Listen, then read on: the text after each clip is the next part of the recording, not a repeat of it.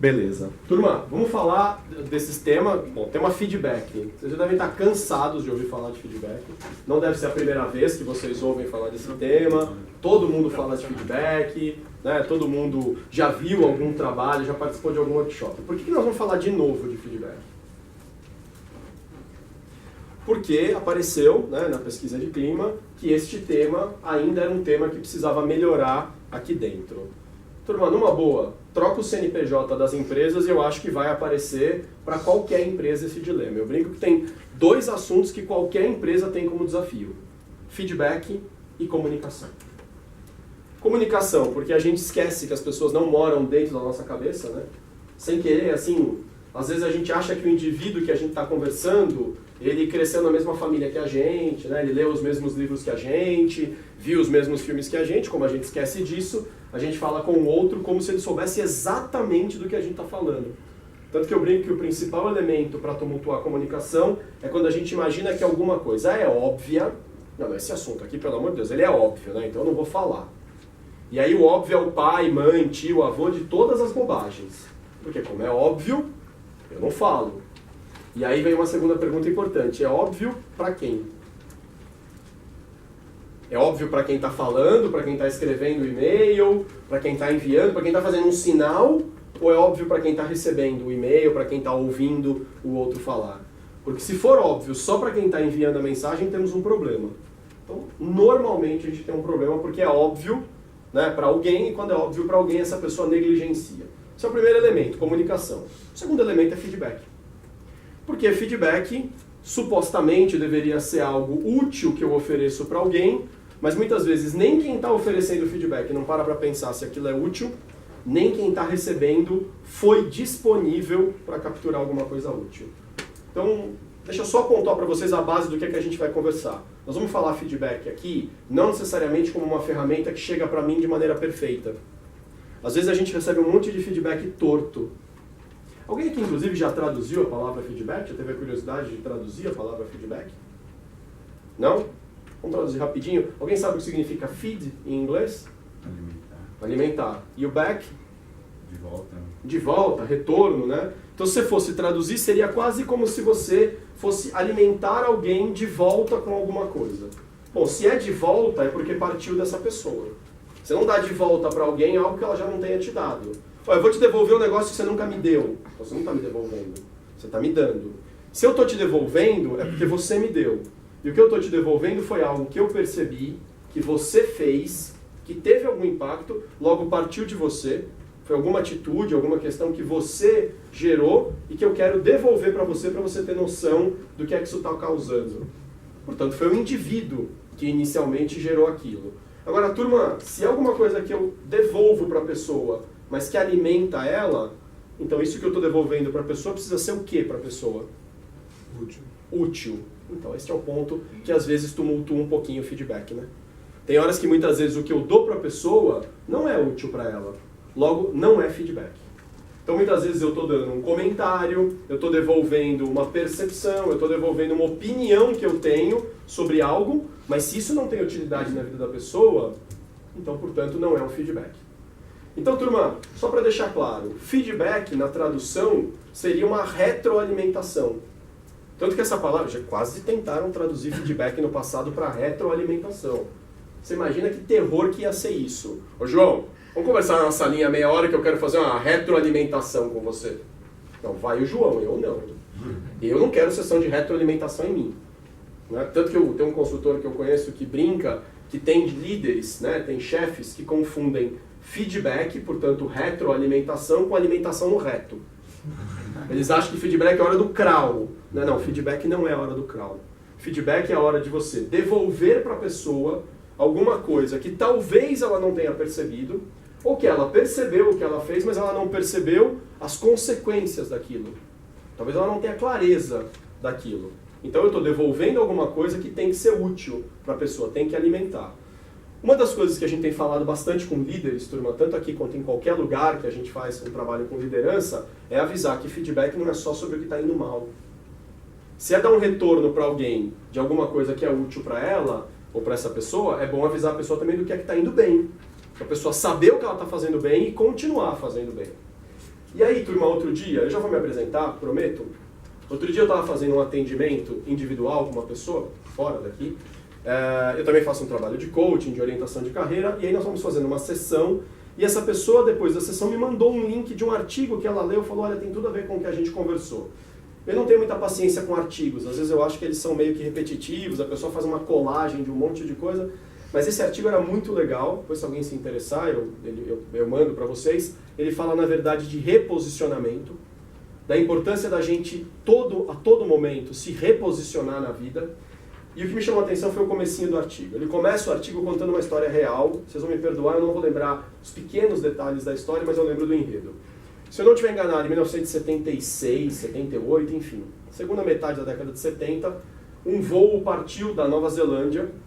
Se alguém aqui lembrar da Nova Zelândia no mapa mundi, ela está bem embaixo, né? Está bem ali depois da Austrália e tal, razoavelmente próxima da Antártida, do continente antártico.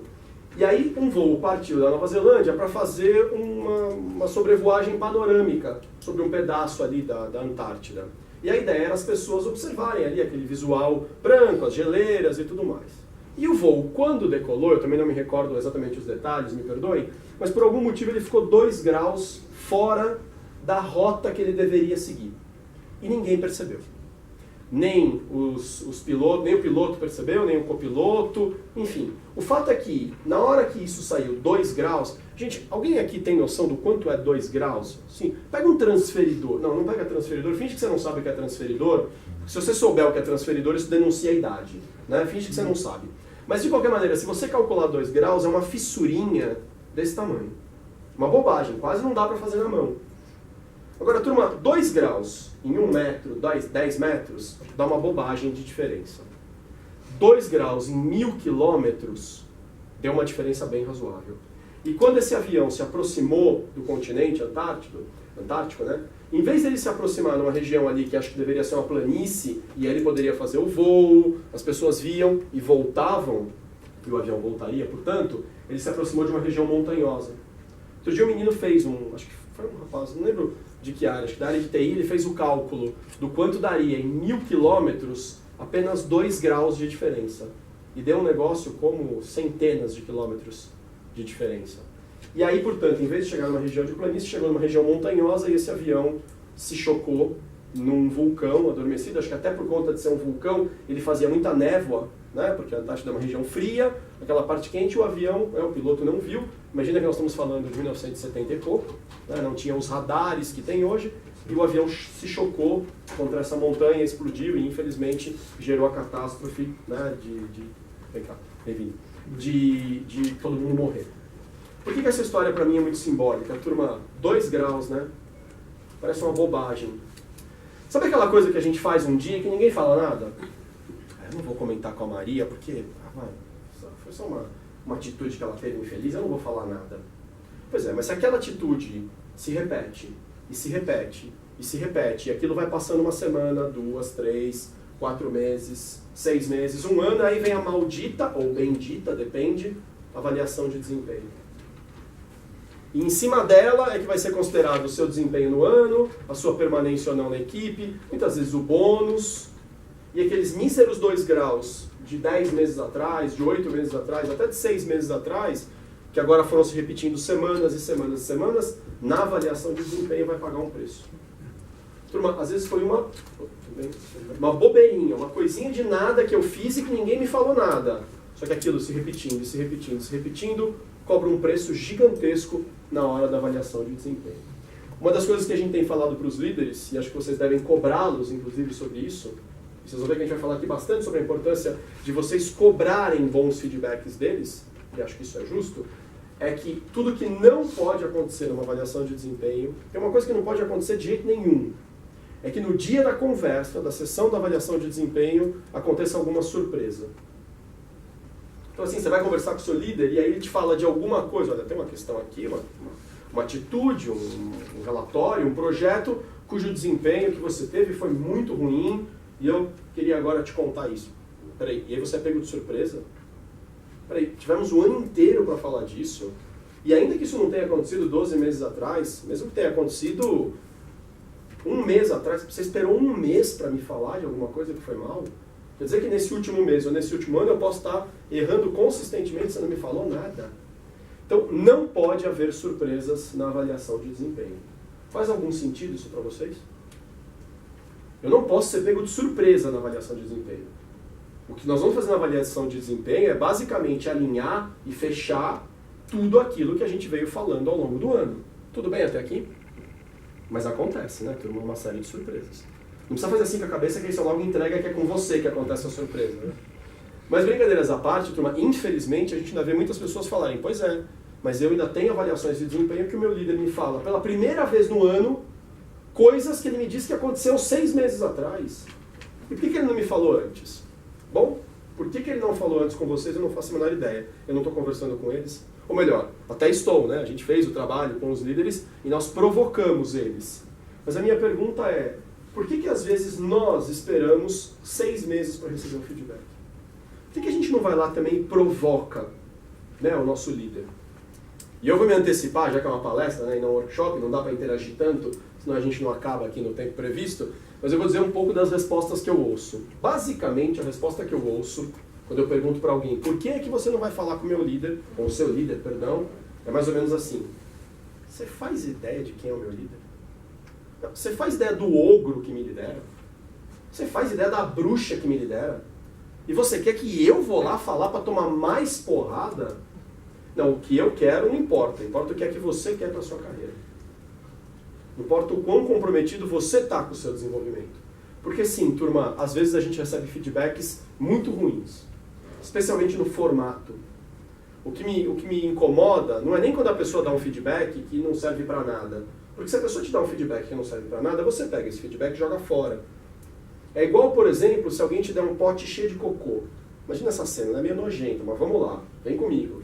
Imagina que alguém chega pra você e te diz, ó, tá vendo, esse pote é seu. E na hora que você olha pra ele, tá cheio de cocô. O que você faz? Pois é, essa é uma das atitudes. Agora, você faz ideia quantas pessoas pegam o pote? Pra mim, é presente, é? Aí a pessoa pega, nossa, mas é cocô, tá fedido. Mas é pra você. Ah, tá. Aí a pessoa fica assim, poxa, ganhei um pote de cocô. E fica reclamando que ganhou um pote de cocô. Primeira pergunta, quem pegou o pote? Te ofereceram, mas quem aceitou receber? Segundo, tem gente que não só pega o pote, como se lambuza com o pote, né? O cara cheira, vê que tá fedido, mete a mão lá dentro. Nossa, é cocô mesmo, né? Como é que é? Pra ter certeza. Pra ter certeza. Nossa, é cocô mesmo. Aí fica se lambuzando. Aí depois fala, aí, ó, tô todo cagado. Claro, pega o pote, mete a mão no pote, se lambuza e ainda diz que a culpa é do outro. Que foi o outro que encheu ele de cocô. Oi, pera, o outro te deu o pote. Quem escolheu pegar? Mas tem uma outra coisa, essa pra mim não é a parte mais complicada. Porque quando dão pra gente um pote de cocô e a gente tá consciente disso, a gente simplesmente pode descartar esse pote. Agora, e quando dão pra gente um pote cheio de cocô, mas tem uma pérola lá dentro? Tem um pedaço de ouro lá dentro. A gente também pode escolher não pegar. A gente pode escolher pegar e jogar fora. Mas isso vai fazer com que a gente jogue fora também a parte que importa, né? Agora, te deram um pote de cocô, vamos ser práticos. Te deram um pote de cocô com uma pérola dentro. Você quer perder a pérola? Se você não quer, põe máscara, põe luva, enfia a mãozinha lá dentro, tira a pérola, lava ela, higieniza. E aí você faz o que com o resto? Joga fora, mas fica com a pérola pra você. E às vezes eu acho que é mais ou menos assim que alguns feedbacks acontecem, infelizmente. A pessoa dá um feedback pra gente e o que ela está falando é importante. E pode fazer a diferença pra gente, pode agregar valor. Mas como a forma como ela entrega o feedback é ruim, a gente muitas vezes rejeita tudo, né? O pote de cocô e a pérola. E aí a consequência também é nossa. Porque aí sou eu que deixo de me apropriar de alguma coisa valiosa. A minha provocação para vocês, se vocês permitirem, turma, se derem para você um pote de cocô apenas, então não é feedback. Descarte. Não se apropria disso. Agora, se te derem um pote de cocô com uma pérola dentro, não descarta o pote com a pérola. Pega a pérola, ainda que dê um pouco de nojinho pegá-la, ainda que a gente fique puto com a forma como a pessoa nos falou, e joga fora só o resto que não importa. O grito da pessoa, a irritação, não porque você é um incompetente, um imbecil, um descomprometido, né? Como pode fazer aqui uma planilha de Excel cheia de erro de fórmula? Pausa. A planilha de Excel está com erro de fórmula? Se a resposta é sim, então é isso que tem que ser visto. Todo o resto, você é um imbecil, incompetente, um descomprometido, se não é verdade, joga fora. Mas não deixa de olhar para a questão prática, que é eventualmente o erro da fórmula. Porque senão, turma, a gente está jogando fora a agressividade do outro, a indelicadeza da forma como o outro nos deu feedback, mas também está jogando fora a possibilidade de se desenvolver. Até aqui faz algum sentido? Pensa que às vezes parece 2 graus, turma. Mas às vezes esses 2 graus, que por mais que alguém nos alerte de um jeito inadequado, podem ser a pérola do nosso desenvolvimento. Dá uma pensada nisso, no final da palestra vocês veem se vale a pena começar, por exemplo, a pedir mais feedback. Bom, oficialmente boa tarde. Eu venho de uma consultoria chamada Vertigo 16. Vou ler para vocês a nossa missão genuína, porque eu tenho muito orgulho dela. Então, a nossa missão genuína é transformar as pessoas através de um processo que as liberte para serem protagonistas de suas vidas. Não funciona para a gente qualquer projeto, qualquer trabalho que convide as pessoas a ficarem numa posição de vítima, reclamando. Reclamar nunca mudou a vida de ninguém. Se reclamar mudasse a vida de alguém, estava cheio de gente riquíssima nesse país, porque só reclama. E normalmente essas pessoas que só reclamam, você pode ver, elas têm normalmente as piores situações. Né? Só reclamam. Ou ele é pobre financeiramente, ou ele é pobre emocionalmente, ou ele é pobre em termos sociais, não tem amigos. Mas ele sempre está faltando alguma coisa. Aí você pergunta, de onde essa pessoa está indo buscar? Lugar nenhum, porque ela só tem tempo para reclamar. Ao ser protagonista de suas vidas, a gente convida as pessoas a se tornarem o que elas realmente desejam ser. E não o que os outros esperam para elas, usando aquilo que a gente chama de, ou aproveitando, os seus potenciais virtualmente infinitos. Turma, a maioria das pessoas fala assim, mas eu nunca vou poder ser diretor de uma empresa. Aí eu pergunto para algumas delas, mas você quer ser diretor de empresa? Se me dessem o cargo, eu aceitava. Isso me parece uma resposta tão evasiva. É bem diferente você falar, se me derem o cargo, eu aceito, de você falar, sim, é isto que eu quero para a minha vida. Se me dessem o cargo de técnico de São Paulo, eu acho que eu até aceitava também. Só para tentar fazer alguma coisa, só para ver como é que é. Mas não é o sonho da minha vida. Não, eu torço pro time, eu gosto, mas não é o sonho da minha vida ser técnico. Então, há uma diferença entre, é isto que eu quero